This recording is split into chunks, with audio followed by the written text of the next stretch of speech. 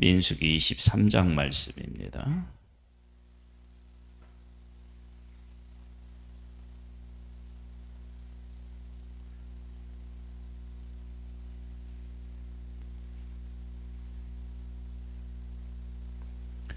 민수기 23장입니다.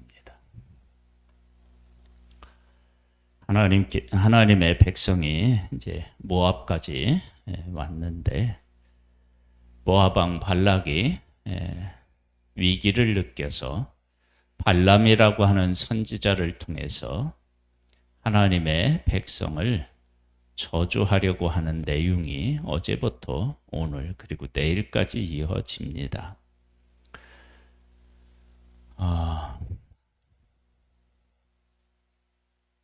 발락 왕의 입장에서 보면 충분히 이러한 행동을 할 수 있겠다, 그런 생각을 할 수 있습니다. 왜냐? 아니 지금 다른 나라가 우리나라에 이렇게 가까이 와서 위협이 되는데 가만히 있을 수는 없잖아요. 그래서 모압 왕 발락의 이러한 일은 어쩌면 그 사람들 입장에서 보면 지극히 당연한 일을 한다 할 수 있습니다. 그런데 우리가 이제 좀 더 넓은 차원에서 먼저 이 이야기를 한번 접근해 보도록 하겠습니다. 아브라함에게 하나님께서 약속하신 약속이 있는데 그 약속은 너와 네 후손으로 말미암아 모든 민족이 복을 얻을 것이니라, 그런 약속이 있습니다. 이 약속은 이스라엘 백성들이 시작되는 시점, 즉 아브라함의 후손이니까 이스라엘이, 그때 하나님께서는 아브라함과 그 후손만의 하나님이 아니시라 모든 민족의 하나님이시다라고 하는 것을 이미 선언하셨습니다. 그 선언하시는 것은 지극히 당연한 것이 하나님이 모든 사람을 만드셨기 때문에 그렇습니다. 거기까지 얘기를 하고요. 또 이제 시대를 조금 넘어서서 하나님께서 애굽에서 이 백성을 이끌어내실 때 처음부터 재앙을 내리시지 않으셨습니다. 먼저 가서 바로에게 내 백성을 보내라, 그들이 나를 섬길 것이다, 그렇게 말씀으로 찾아가셨죠.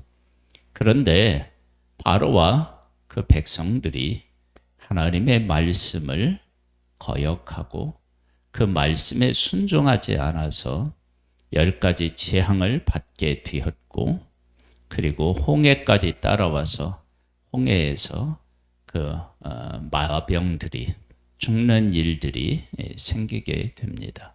그렇다면 지금 발락이랑 모압 왕 발락이라고 하는 이 왕이 이스라엘을 왜 그렇게 두려워하느냐? 그러면 숫자가 많기도 하지만 하나님께서 그들과 함께 하셔서 애굽에 행한 일, 그리고 광야에서 있었던 일들, 이런 일들을 그들은 이미 듣고 알고 있었어요.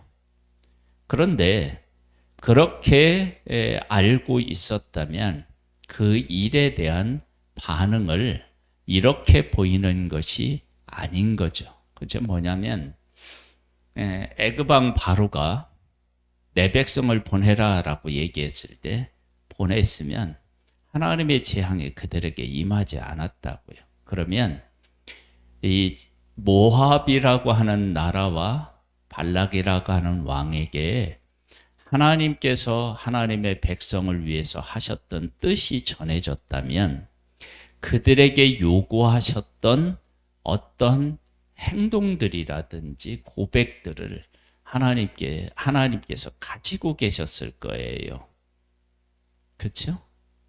왜냐하면 하나님은 이스라엘의 하나님만이 아니라 모든 사람의 하나님이시기 때문에 그렇습니다. 그런데 이들이 이들을 하나님의 그런 하시는 일을 보고도 사술로 그들을 저주할 수 있다라고 생각한 것은 그들이 하나님의 하시는 일을 듣고도 전혀 깨닫지 못했다라고 하는 사실을 우리가 알 수 있습니다.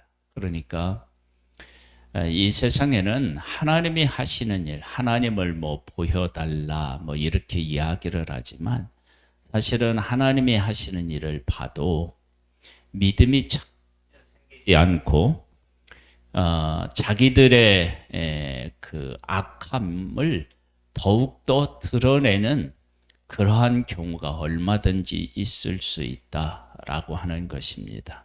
자, 이런 우리 서론적인 이야기를 한번 나누고 이제 오늘 본문으로 한번 가보겠습니다. 발람이 발락에게 이르되 나를 위하여 여기 제단 7을 쌓고 거기 수송아지 7마리와 순양 7마리를 준비하소서 하매 발락이 발람의 말대로 준비한 후에 발락과 발람이 제단에 수송아지와 순양을 드리니라. 발람과 발람이 발락에게 이르되 당신의 번제물 곁에 서소서. 나는 저리로 가리이다. 여호와께서 혹시 오셔서 나를 만나시리니 그가 내게 지시하시는 것은 다 당신에게 알리리이다 하고 언덕길로 가니 하나님이 발람에게 임하시는지라. 발람이 아리되 내가 7제단을 쌓고 각 제단에 수송아지 7을 드렸나이다. 여호와께서 발람의 입에 말씀을 주시며 이르시되 발락에게 돌아가서 이렇게 말할지니라. 하나님이 이제 말씀하신 것을 듣고 가는 거예요. 그가 발락에게로 돌아간즉 발락과 모압의 모든 고관이 번제물 곁에 함께 섰더라. 발람이 예언을 전하여 말하되 발락이 나를 아람에서 모압 왕의 동쪽 산에서 데려다가 이르기를 와서 나를 위하여 야곱을 저주하라. 와서 이스라엘을 꾸짖으라 하도다.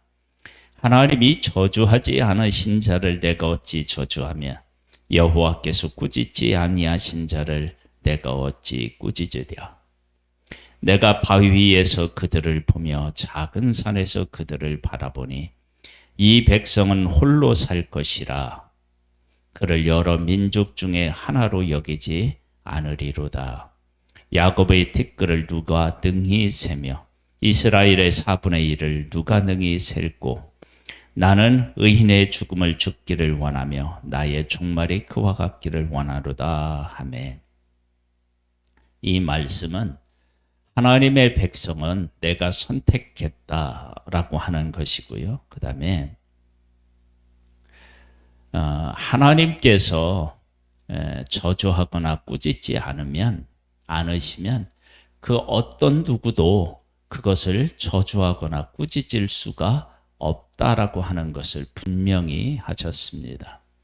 여러분, 이 말을 우리가 깊이 사실은 새길 필요가 있습니다. 왜냐하면 우리들이 살면서 내가 듣는 데서도 다른 사람이 나한테 이렇게 못된 말을 할 수도 있고 내가 보지 않는 데에서 못된 말을 할 수 있는데 그 말이 하나님의 허락이 없으면 절대로 나한테 이루어질 수가 없습니다. 그러니까 하나님께서 저주하지 않는 사람을 사람이 저주할 수가 없습니다. 하나님께서 꾸짖지 않은 사람을 사람이 꾸짖을 수가 없습니다. 그러니까 사람이 꾸짖었을 때 그 이야기를 듣고 내 심령을 상하게 하고 상처를 입게 하는 것은 하나님이 아니시고 거기에 사탄이 틈을 타는 것입니다. 그러니까 사람으로부터 오는 것들을 우리가 오는 것에서부터 자유하려면 이렇게 모든 것들을 주관하시는 하나님 안에 있고 하나님 안에서 그 문제를 바라볼 때 그게 가능해지는 것입니다. 그래서 이스라엘 백성들을 이들이 아무리 저주한다 할지라도, 그러니까 발람 선지자가 저주한다 할지라도 그 저주가 하나님의 백성에게 미치지 않습니다. 그런데 하나님께서는 저주조차도 원치 않으셨다라고 하는 사실을 알 수가 있습니다. 그래서 이런 말씀을 우리가 생각해 보면 예수님의 말씀이 이렇게 생각나요. 뭐가 생각날까요? 형제에 대해서 욕하고, 그렇죠? 그러면 그가 어떻게 돼요? 하나님의 심판을 면할 수 없는 거죠. 왜냐하면 하나님께서 그를 복되게 하기를 원하시는데 우리가 저주한다? 그러면 그것은 하나님의 뜻을 거스르는 것이 되기 때문에 그렇습니다. 그 다음에 여기 보면 이렇게 나와 있어요. 10절에 보면 야곱의 티끌을 누가 능히 세며 이스라엘의 4분의 1을 누가 능히 셀고 나는 의인의 죽음을 죽기를 원하며 나의 종말이 그와 같기를 바라노라. 이스라엘 백성은 저주에서 사라질 존재가 아니라 그들은 하늘의 별과 같이 많아져야 할 그런 존재들이다 라고 하는 것을 하나님은 지금 다시 한번 분명히 하고 계십니다. 그러니까 첫 번째는 저주한다고 해서 저주가 미치는 것도 아니고요. 꾸짖는다고 해서 그것이 그들에게 임하는 것도 아니고요. 그 다음에 이스라엘 백성은 어느 한 민족과 비교할 수 있는 민족이 아니라 하나님이 특별히 선택한 민족이라고 하는 것이고요.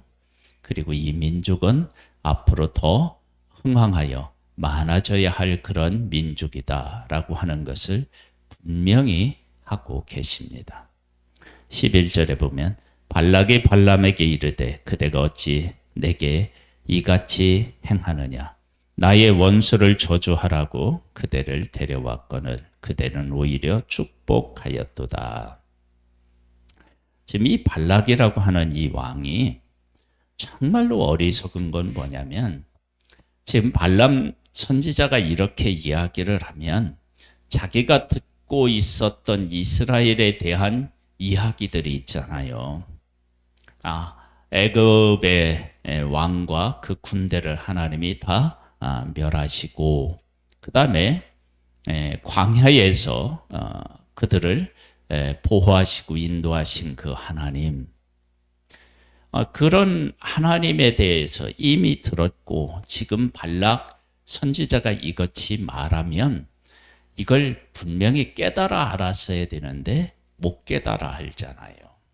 그러니까 하나님 밖에 있는 사람들은 아무리 기회가 주어져도 손에 쥐어져도 뭐라고 하냐면 그걸 알지를 못하는 것입니다.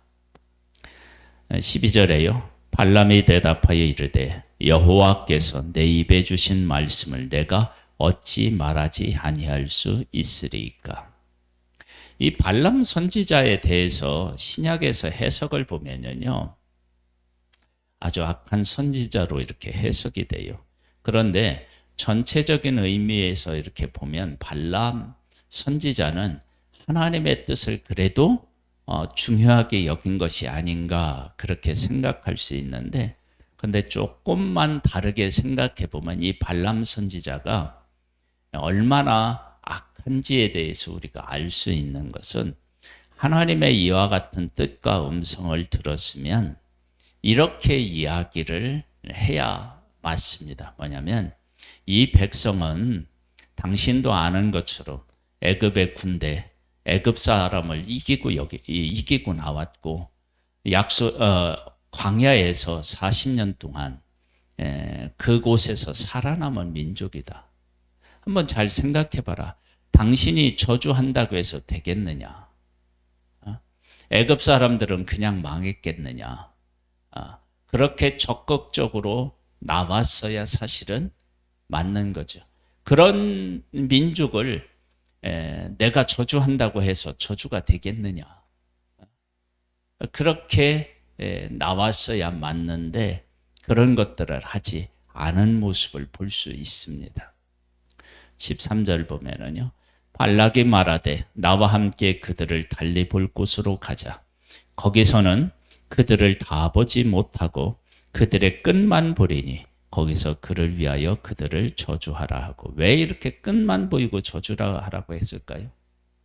이스라엘을 다 보면 왠지 겁나지 않겠어요? 그러니까 조금만 보고 그런 두려움에서 좀 더 벗어나서 한번 저주해봐라, 이런 의미가 있는 게 아닌가, 그렇게 생각해 볼 수 있습니다. 그렇죠? 그래서 우리도 뭐가 무서우면 숨어서 이렇게 하잖아요. 네. 소빔들로 인도하여 비스가 꼭대기에 이르러 7 제단을 쌓고 각 제단에 수송아지와 순양을 드리니 발람이 발락에게 이르되 내가 저기서 여호와를 만나 뵐 동안에 여기 당신의 번제물 곁에 서소서 하니라. 여호와께서 발람에게 임하여 그의 입에 말씀을 주시며 이르되 발락에게로 돌아가서 이렇게 말할지니라. 발람이 가서 본즉 발락이 제 번제물 곁에 섰고 모압 고관들이 함께 있더라. 발락이 발람에게 이르되 여호와께서 무슨 말씀을 하시더냐. 발람이 예언하여 이르되 발락이여 일어나 들을지어다. 십볼의 아들이여 내게 자세히 들으라. 하나님은 사람이 아니시니 거짓말을 하지 않으시고 인생을 아시나니 후회가 없으시도다. 어찜 그 말씀하신 바를 행하지 않으시며 하신 말씀을 실행하지 않으시랴. 즉 하나님께서 하나님의 백성들에게 약속하신 것은 변할 수가 없고 약속하신 것은 반드시 지키시는 분이시다. 내가 아브라함과 이삭과 야곱에게 약속하신 그 약속이 유효하다. 그래서 그들을 애굽에서 이끌어내서 광야를 통과케 한 것이다. 그런데 네가 어찌 감히 이 민족을 향하여 저주할 생각을 하고 있느냐, 그 얘기잖아요.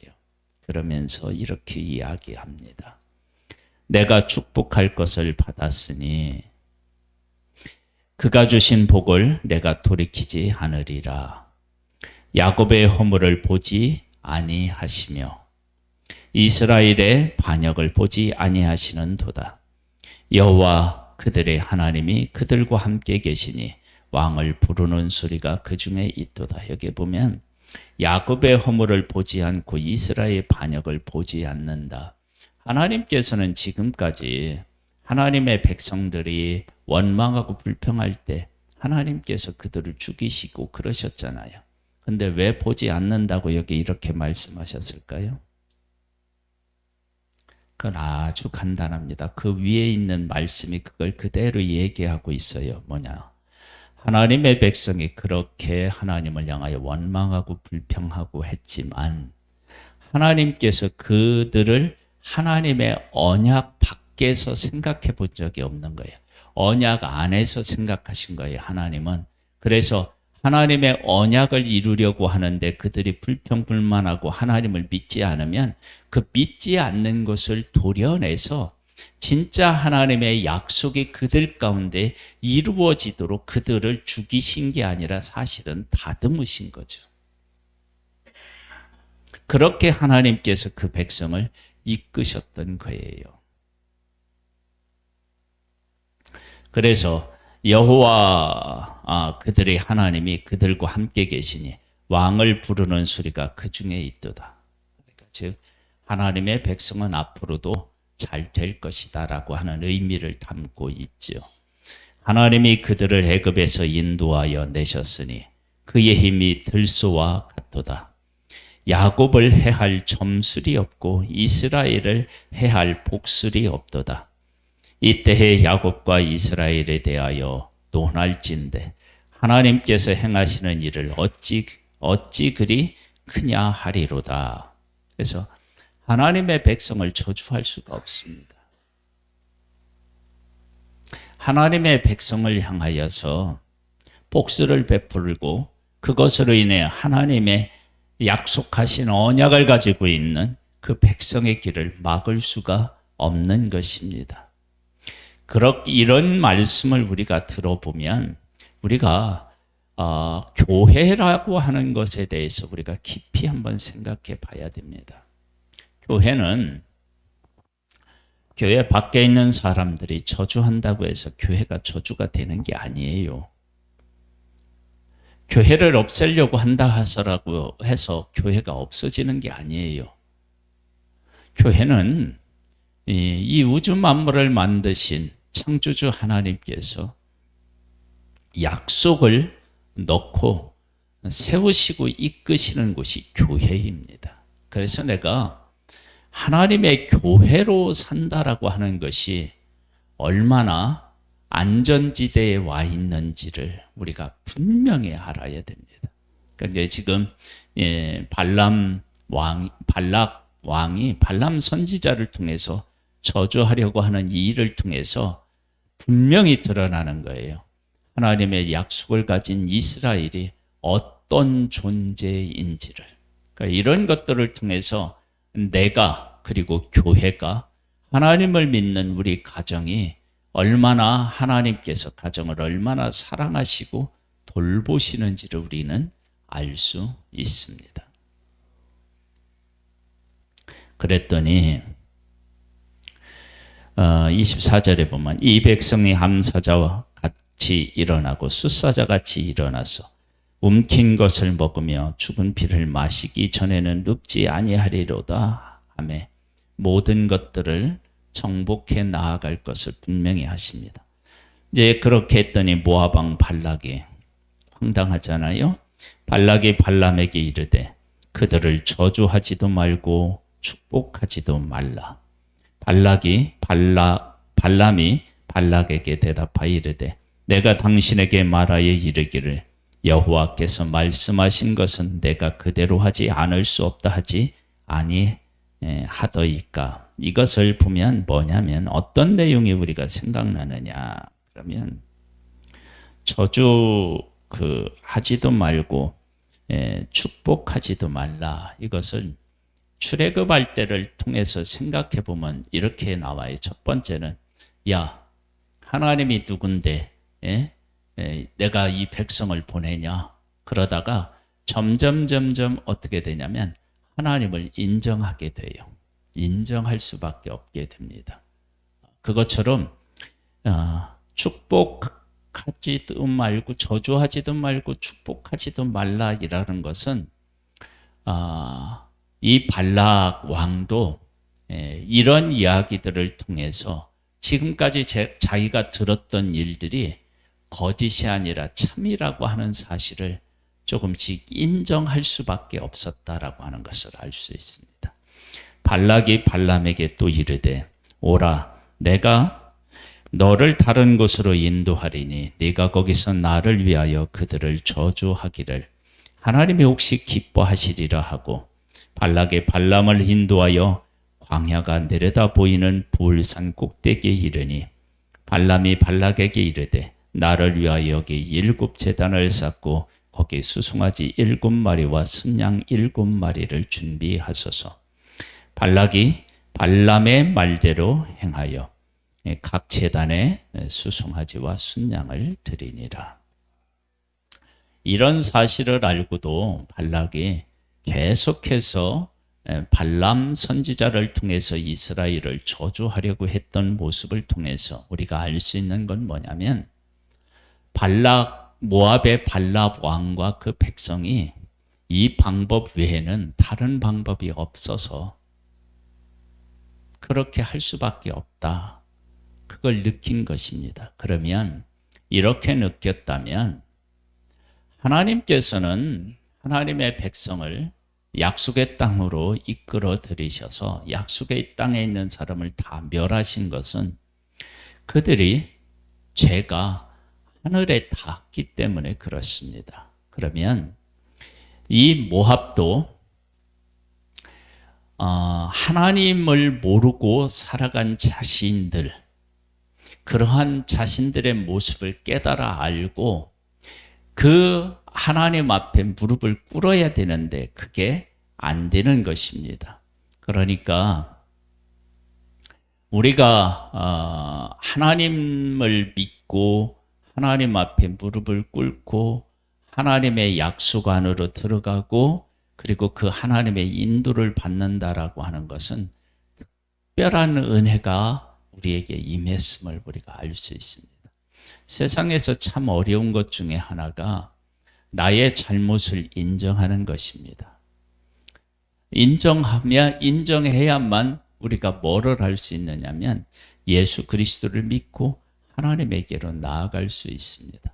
근데 지금 모압 왕은 그것이 불가능한 거예요. 지금 안 되는 것입니다. 그러니까 그들은 하나님 앞에서 망할 수밖에 없는 그런 상태에 있는 것입니다. 오늘 얘기는 어제의 이야기와 연결이 되고 내일도 또 이 말씀을 우리가 나누게 될 텐데요. 하나님의 백성을 저주하거나 하나님의 백성들의 길을 막을 수 있는 그런 어떤 복술도 존재하지 않습니다. 하나님께서는 하나님의 백성들을 알고 약속했기 때문에 그 약속은 변하지 않습니다.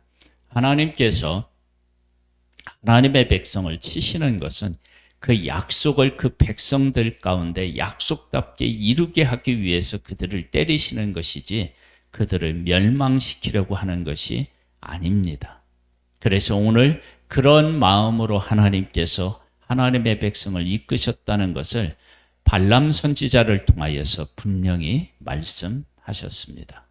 우리는 하나님이 보내주신 독생자 예수 그리스도로 말미암아 구원을 받아서 하나님의 자녀가 된 자들입니다.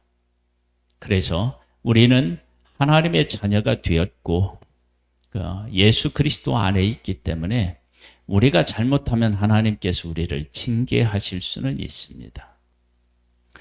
그러나 우리는 예수 그리스도 안에서 약속하신 약속이 우리들 가운데 이루어지는 것입니다. 하나님께서는 하나님의 백성을 아브라함의 후손인 하나님의 백성을 약속 가운데 언약 가운데 보시고 그들을 이끄십니다. 그것은 하나님의 변하지 않는 사랑과 은혜로 그들을 보호하시고 인도하시고 대하시고 약속을 이루어 가신다라고 하는 사실을 알 수 있습니다. 이런 것을 생각하고 하나님 앞에 감사하며 우리가 이 땅에 살아가고 있지만 약한 것처럼 보이지만 우리는 만군의 여호와 하나님과 동행하는 그런 강한 군사로 이 땅에서 살아가고 있음을 잊지 않기를 우리가 소망해 봅니다. 하나님 아버지, 우리의 삶에 은혜를 베풀어 주시고 우리를 하나님의 약속으로 항상 대해 주셔서 감사함을 드립니다.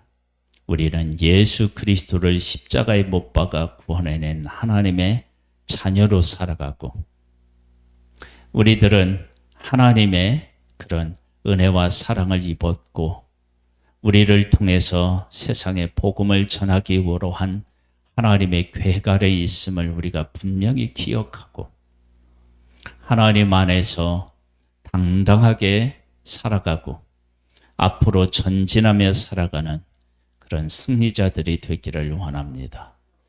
이 아침에 우리 한 사람 한 사람에게 성령으로 충만케 하시사 성령이 임한 제자들이 담대해진 것처럼 그렇게 담대하게 나아갈 수 있게 하옵소서. 예수님의 이름으로 기도드립니다. 아멘. 하늘에 계신 우리 아버지여, 이름이 거룩히 여김을 받으시오며 나라에 임하옵시며 뜻이 하늘에서 이룬 것 같이 땅에서도 이루어지리이다. 오늘날 우리에게 일용할 양식을 주옵시고 우리가 우리에게 죄 지은 자를 사하여 준 것 같이 우리 죄를 사하여 주옵시고 우리를 시험에 들게 하지 마옵시고 다만 악에서 구하옵소서. 대개 나라와 권세와 영광이 아버지께 영원히 있사옵나이다. 아멘.